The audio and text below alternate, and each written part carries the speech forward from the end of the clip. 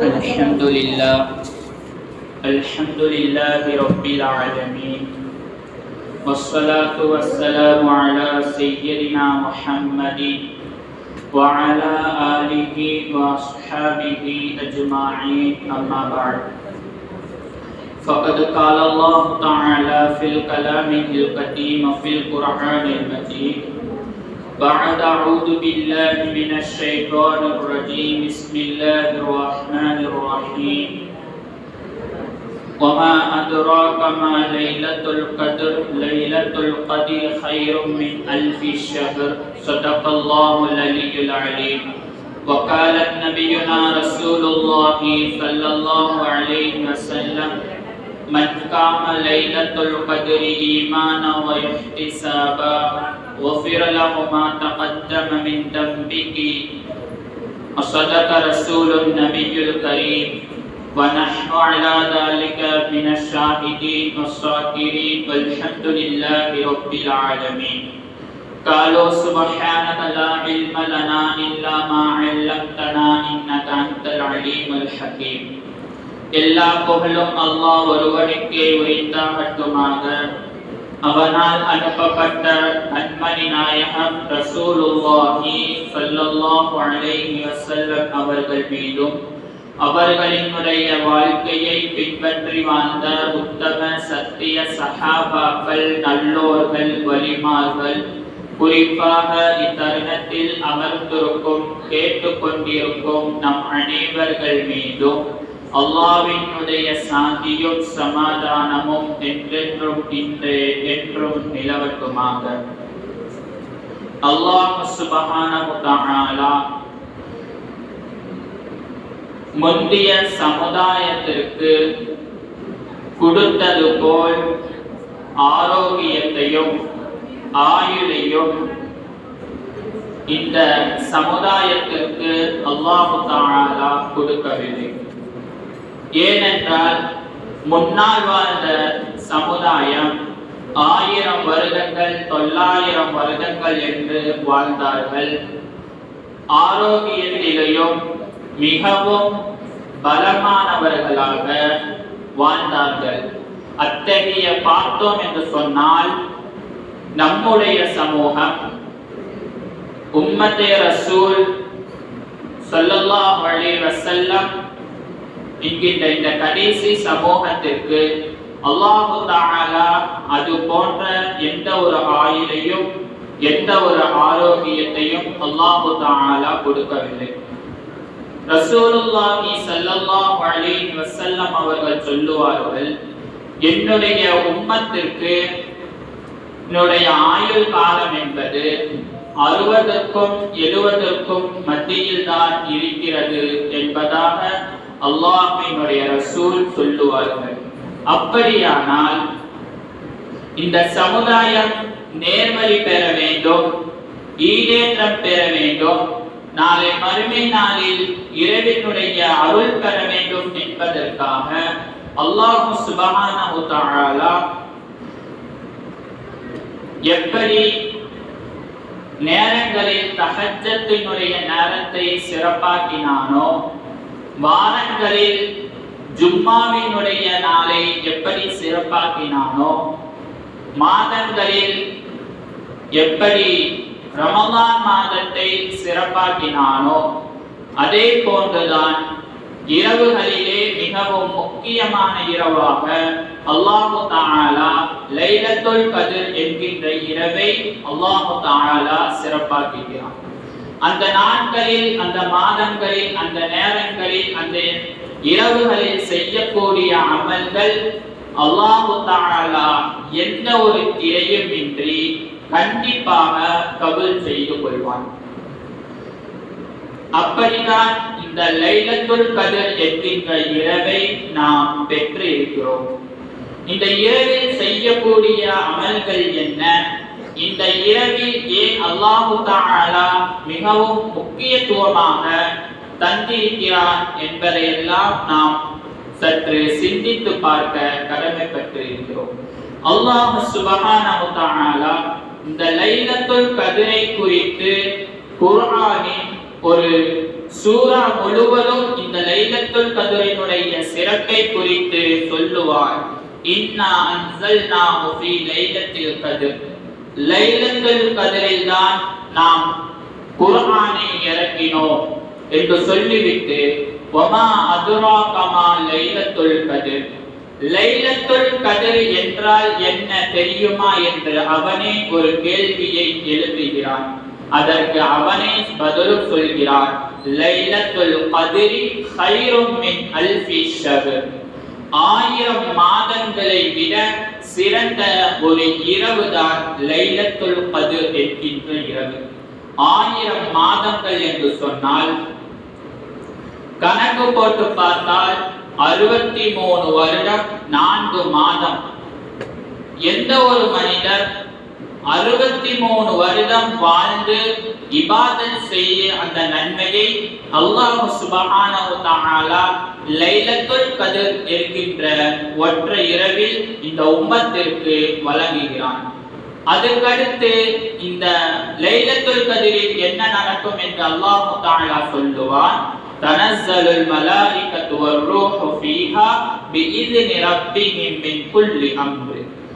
இந்த உலகத்தில் லைலத்துல் கத்ரினுடைய இரவில் மலக்குமார்கள் ஜிப்ரீல் அலைஹிஸ்ஸலாமினுடைய தலைமையில் மலக்குமார்கள் இறங்குவார்கள். அல்லாஹ்வினுடைய உத்தரவை கொண்டு இறங்கி என்ன சொல்லுவார்கள்? சலாம், சலாமை சொல்வார்கள். எந்த அளவுக்கு என்று சொன்னால் ஃபஜ்ர் வர வரைக்கும் இந்த உலகத்தில் விழித்து கொண்டு அல்லாஹ்வினுடைய அருளை எதிர்பார்த்து கொண்டு அவனுடைய பொருத்தத்தை எதிர்பார்த்து கொண்டு யார் வணங்குகிறார்களோ அவர்களுக்கு அல்லாஹ் தஆலா ஜிப்ரீல் அலைஹிஸ்ஸலாமின் மூலம் சலாமை சொல்லி அனுப்புகிறான் என்பதாக அந்த குர்ஆனினுடைய வசனங்கள் இந்த லைலத்துல் கத்ரினுடைய சிறப்பை குறித்து நமக்கு சொல்லித் தருகிறார்கள். நமக்கெல்லாம் ஒரு சந்தேகம் இருக்கும். ரசூலுல்லாஹி ஸல்லல்லாஹு அலைஹி வஸல்லம் அவர்கள் லைலத்துல் கத்ரை குறித்து இப்படி சொல்லுவார்கள். லைலத்துல் கத்ர் என்பது ரமலான் மாதத்தில் இருக்கிறது. லைலத்துல் கத்ர் என்பது கடைசி 10 இருக்கிறது. லைலத்துல் கத்ர் என்பது கடைசி 10 ஒற்றைப்படையில் இருக்கிறது என்பதாக ரசூலுல்லாஹி ஸல்லல்லாஹு அலைஹி வஸல்லம் அவர்கள் சொல்வார்கள். ஆனால் காலகாலமாக 21, 23, 25, 29 எல்லாம் நாம் 27 போன்று செய்வதில்லை. ஏன் 27வது இரவை மட்டும் இவ்வளவு சிறப்பாக நாம் செய்கிறோம் என்று சொன்னால், பல சஹாபாக்களினுடைய கருத்தின்படி, குறிப்பாக உபய் இப்னு கஅப் ரலியல்லாஹு தஆலா அவர்கள் சொல்லுவார்கள். முதலில் இந்த சொல்லக்கூடிய நபர்கள் யார் என்று சொன்னால், ரசூலுல்லாஹி ஸல்லல்லாஹு அலைஹி வஸல்லம் அவர்கள் சஹாபாக்களை பார்த்து சொல்வார்கள், நீங்கள் குர்ஆனை கற்றுக்கொள்ள வேண்டும் என்று ஆசைப்பட்டால் 4 பேரையும் கற்றுக்கொள்ளுங்கள். அந்த 4 பேரில் ஒருத்தர் தான் உபய் இப்னு கஅப் ரலியல்லாஹு தஆலா அவர்கள். இவர்கள் சொல்லுவார்கள், ரசூலுல்லாஹி ஸல்லல்லாஹு அலைஹி வஸல்லம் அவர்கள் எனக்கு சொல்லியிருக்கிறார்கள், லைலத்துல் கத்ர் என்பது 27வது இரவில்தான் இருக்கிறது என்பதாக உபய் இப்னு கஅப் ரலியல்லாஹு தஆலா அவர்கள் சொல்லுவார்கள். அது மட்டும் இல்லாமல் குர்ஆனை விரிவுரையாளர்களும் ஹதீஸினுடைய விரிவுரையாளர்கள் இப்படி சொல்வார்கள், அல்லாஹ் சுப்ஹானஹு வ தஆலா குர்ஆன் ஷரீஃபில் லைலத்துல் கத்ர் என்கின்ற வார்த்தையை 3 தடவை உபயோகம் செய்வானாம். லைலத்துல் கத்ர் என்கின்ற அந்த வார்த்தையில் 9 எழுத்துக்கள் இருக்கிறது. 3 தடவை அதை திருப்பி திருப்பி சொல்கிற பொழுது நாம் கணக்கு போட்டு பார்த்தால் தெரியும், 9, 3, 27. அதைத்தான் அல்லாஹ் தஆலா குர்ஆனில் 27வதில் தான் இருக்கிறது என்பதை அல்லாஹ் தஆலாவே குர்ஆனில் சொல்லி இருக்கிறான் என்பதாக முஹத்திஸீன்களும் முஃபஸ்ஸிரீன்களும் நமக்கு சொல்லி தருவார்கள். அதனால் தான் நம் முன்னோர்களால் ஏற்படுத்தப்பட்டு இந்த ஒரு இரவிலாவது அல்லாஹ்வினுடைய பொருத்தத்தை பெற வேண்டும் என்பதற்காக காலம் காலமாக 27வது இரவில் நாம் லைலத்துல் கத்ர் என்கின்ற இரவை தேடக்கூடியவர்களாக இருந்து வருகிறோம். ஆனால் நம்மிடம் இருக்கக்கூடிய இதனுடைய மகத்துவத்தை புரியாத நிறைய பேர் இந்த இரவை வேஸ்டாக்கி கொண்டு இருக்கிறதையும் நாம் பார்த்து கொண்டு இருக்கிறோம். இந்த இரவில் நாம் செய்ய வேண்டியது என்னவென்று சொன்னால், ரசூலுல்லாஹி ஸல்லல்லாஹு அலைஹி வஸல்லம் அவர்கள் சொல்லுவார்கள், இது போன்ற புனிதமான இரவு வந்துவிட்டது என்று சொன்னால் நீங்கள் அல்லாஹ்விடத்தில் துஆ செய்யுங்கள் என்பதாக ரசூலுல்லாஹி ஸல்லல்லாஹு அலைஹி வஸல்லம் அவர்கள் சொல்லுவார்கள். இந்த நேரத்தில் நாம் அல்லாஹ்வின் இடத்தில் எதை கேட்டாலும் கொடுப்பதற்கு தயாராக இருக்கிறான் என்பதை நாம் புரிந்து கொள்ள வேண்டும். அப்படி என்று சொன்னால் இந்த இரவில் யாருடைய துஆ அல்லாஹ் தஆலா ஏற்றுக்கொள்வான், யாருடைய துஆ ஏற்க மாட்டார் என்பதை நாம் துஆ செய்வதற்கு முன்னால் நாம் சிந்தித்து கொள்ள வேண்டும். முதலாவதாக நாம் துஆ செய்வதற்கு முன்னால் நம்முடைய உடையாகட்டும் நம்முடைய உணவாகட்டும் எல்லாம் ஹலாலான முறையில் இருக்கிறதா என்பதை நாம் நினைவில் வைத்துக் கொள்ள வேண்டும். ஹராமான விஷயங்கள், ஹராமான உணவுகள், ஹராமான உடைகள் சாப்பிட்டு கொண்டோ உடுத்தி கொண்டோ அல்லாஹ்வின் இடத்தில் கேட்டால் அல்லாஹ் தஆலா கண்டிப்பாக அந்த துஆவை கபூல் செய்ய மாட்டான். அடுத்ததாக உறவுகளை பேணாதவர்களினுடைய துஆ அல்லாஹ் தஆலா ஒருபோதும் கபூல் செய்ய மாட்டார். ரசூலுல்லாஹி ஸல்லல்லாஹு அலைஹி வஸல்லம் அவர்கள் சொல்லுவார்கள், நமக்கெல்லாம் தெரிந்த ஹதீஸ் தான், அரஃபாவினுடைய மைதானத்தில் ரசூலுல்லாஹி ஸல்லல்லாஹு அலைஹி வஸல்லம் அவர்கள் துஆ செய்வதற்கு முன்னால் இப்படி சொல்வார்கள், நான் துஆ செய்ய இருக்கிறேன், இந்த கூட்டத்தில் யாராவது உறவை துண்டித்தவர்கள் இருந்தீர்கள் என்று சொன்னால் முதலில் நீங்கள் அதை சரி செய்து வாருங்கள். உறவை துண்டித்தவர்கள் இந்த கூட்டத்தில் இருந்தீர்கள் என்று சொன்னால் அல்லாஹ் தஆலா துஆவை கபூல் செய்ய மாட்டான். அப்படி என்று சொன்ன பிறகு 2 சஹாபாக்கள் எழுந்து அப்படியே சென்று விட்டார்கள் என்பதாக அந்த ஹதீஸினுடைய விரிவுரையாளர்கள் நமக்கு சொல்லுவார்கள். அடுத்ததாக துஆ செய்கிற பொழுது உறுதியாக செய்ய வேண்டும். ஏதோ தானோ எனக்கு அல்லாஹ் கொடுப்பானா கொடுக்க மாட்டானா அப்படி என்கின்ற ஒரு சிந்தனையோடு செய்யாமல் அல்லாஹ் எனக்கு கண்டிப்பாக கொடுப்பான் என்கின்ற ஒரு உறுதியோடு நாம் துஆ செய்ய வேண்டும். ஹஜ்ஜாஜ் இப்னு யூசுப் என்கின்ற ஒரு மன்னர், அவன் எப்படிப்பட்டவன் என்று சொன்னால் முஸ்லிம்களை கொலை செய்யக்கூடியவனாக மிகவும் கொடூரமான ஒரு மன்னராக இருந்தவன் தான் ஹஜ்ஜாஜ் இப்னு யூசுப். அவனை குறித்து வரலாற்றாசிரியர்கள் இப்படி சொல்வார்கள், ஒரு முறை ஹஜ்ஜாஜ் இப்னு யூசுப் கஅபாவை தவாப் செய்வதற்காக வருவான். அப்போது ஒரு நபர் கஅபாவினுடைய திரையை பிடித்து கொண்டு அழுது கொண்டு இருப்பதை அவன் பார்ப்பான். அவன் பார்த்த பிறகு தவாப் செய்வதற்காக 3 சுத்துகளை சுத்தி விடுவான். அதுக்கப்புறம் அந்த மனிதனை பார்த்து கேட்பான், நீ என்னப்பா பண்ற அப்படின்னு கேட்கும் பொழுது அந்த மனிதன் சொல்வான், நான் துஆ செய்து கொண்டு இருக்கிறேன், எனக்கு கண் பார்வை வேண்டும் என்று துஆ செய்து கொண்டு இருக்கிறேன் என்பதாக சொல்லுவான். அதற்கு ஹஜ்ஜாஜ் இப்னு யூசுப் சொல்லுவான், இன்னும் எனக்கு 4 சுத்து தான் இருக்கின்றது, 4 சுத்து சுத்துவதற்குள் உனக்கு கண் பார்வை வந்துவிட வேண்டும், இல்லை என்று சொன்னால் உன்னை நான் கொன்று விடுவேன் என்பதாக சொல்லிவிட்டு அவன் சென்று விடுவான். அந்த மனிதனுக்கு ஹஜ்ஜாஜ் இப்னு யூசுஃபை பற்றி தெரியும். அவன் என்ன சொன்னானோ அதை கண்டிப்பாக செய்வான் என்பது அவனுக்கு அந்த மனிதருக்கு ஒரு பயம் ஏற்பட்டு பிறகு மிகவும் உறுதியாக அந்த துணியை ஒரு பிடித்து எனக்கு கண்டிப்பாக கண் பார்வை வேண்டும் என்று அல்லாஹ்வினிடத்தில் மிகவும் உறுதியாக அடம்பிடிக்க தொடங்கினான். ஹஜ்ஜாஜ் இப்னு யூசுஃபும் 4 மீதியுள்ள தவாஃபை முடித்துவிட்டு வருகிற பொழுது அந்த மனிதனுக்கு கண் பார்வை கிடைத்து விட்டது.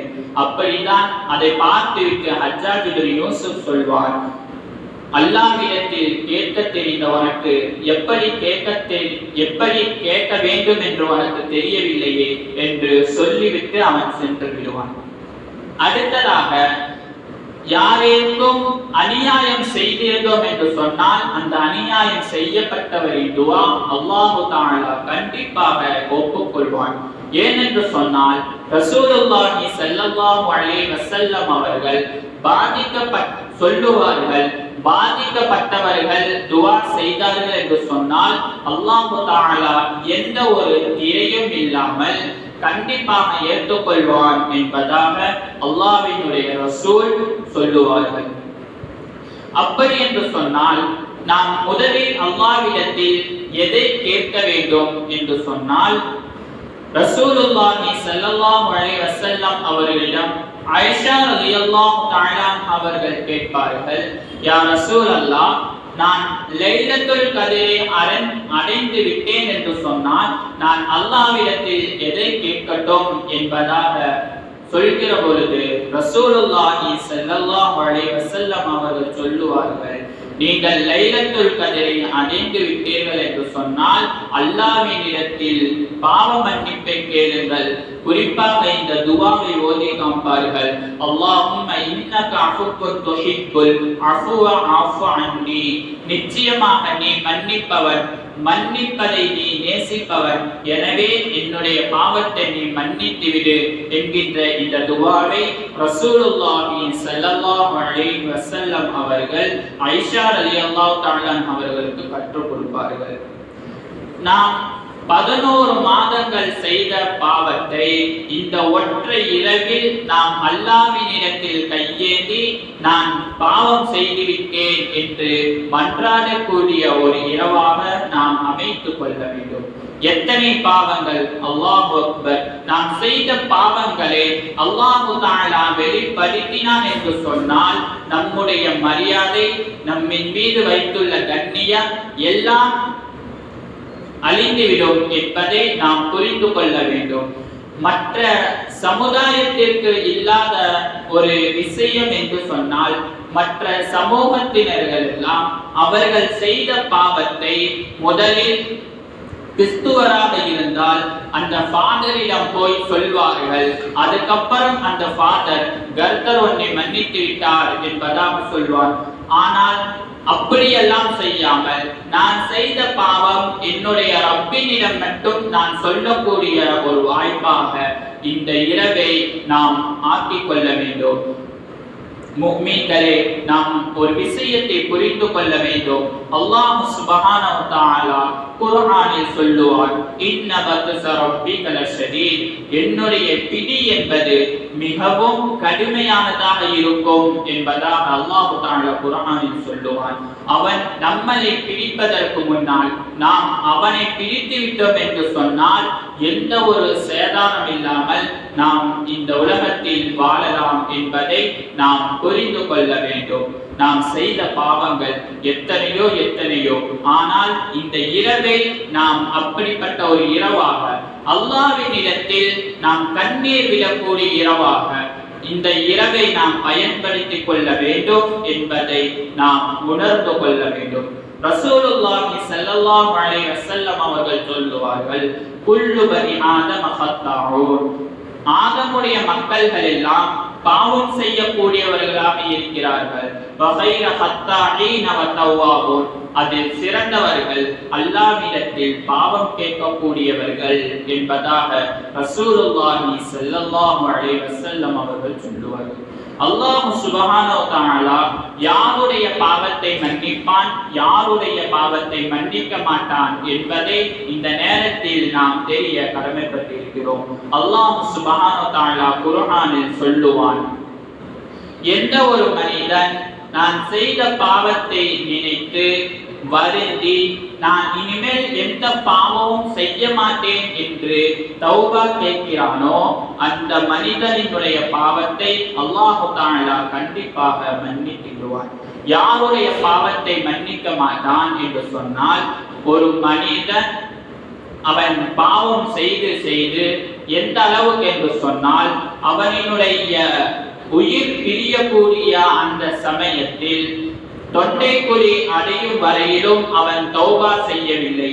தொண்டைக்குழி அடைந்ததற்கு பின்னால் அவன் தௌபா செய்தான் என்று சொன்னால் அவனுடைய தௌபா அல்லாஹ் தஆலா ஏற்றுக்கொள்ள மாட்டார்.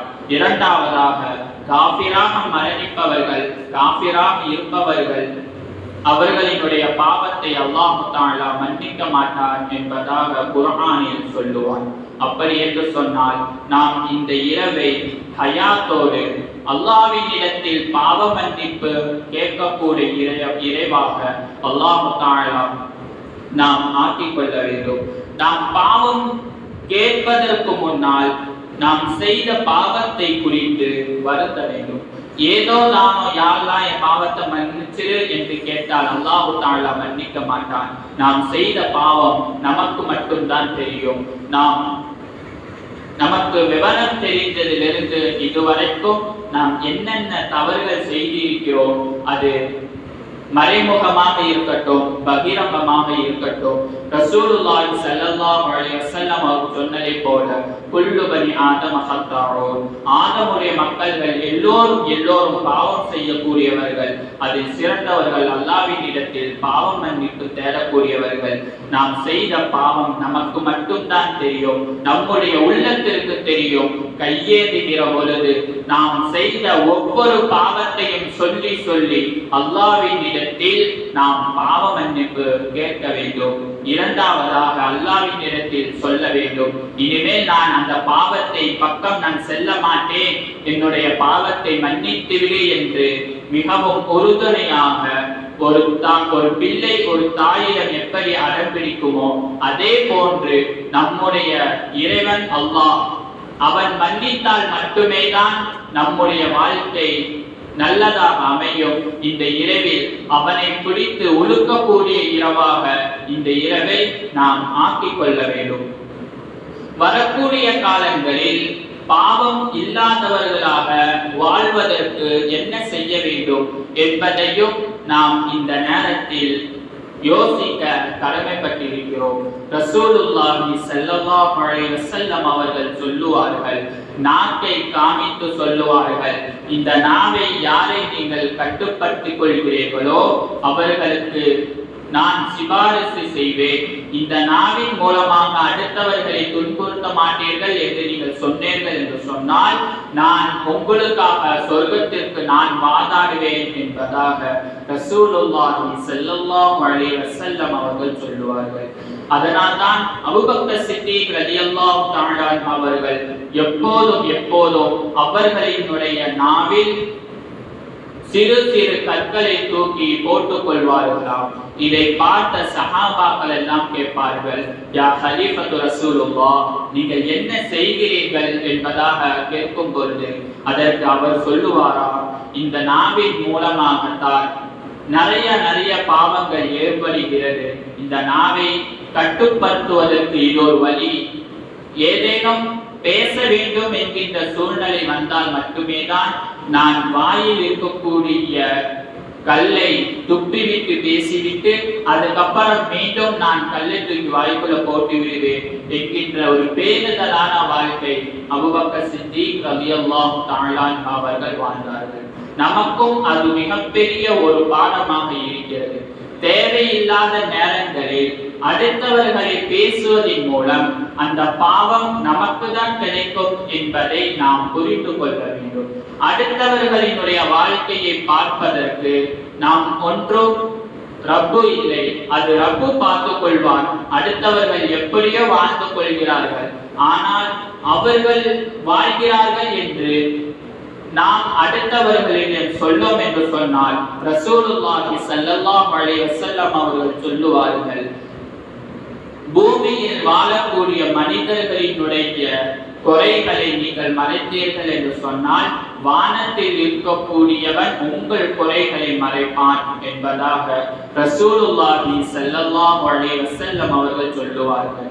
முதலில் நம்மிடத்தில் இருக்கக்கூடிய குறைகளை அதை எப்படி நிவர்த்தி செய்வது என்பதை நாம் பார்க்க வேண்டும். அடுத்தவர்களினுடைய குறையை பார்ப்பது அது மிகப்பெரிய பாவமாக இருக்கிறது.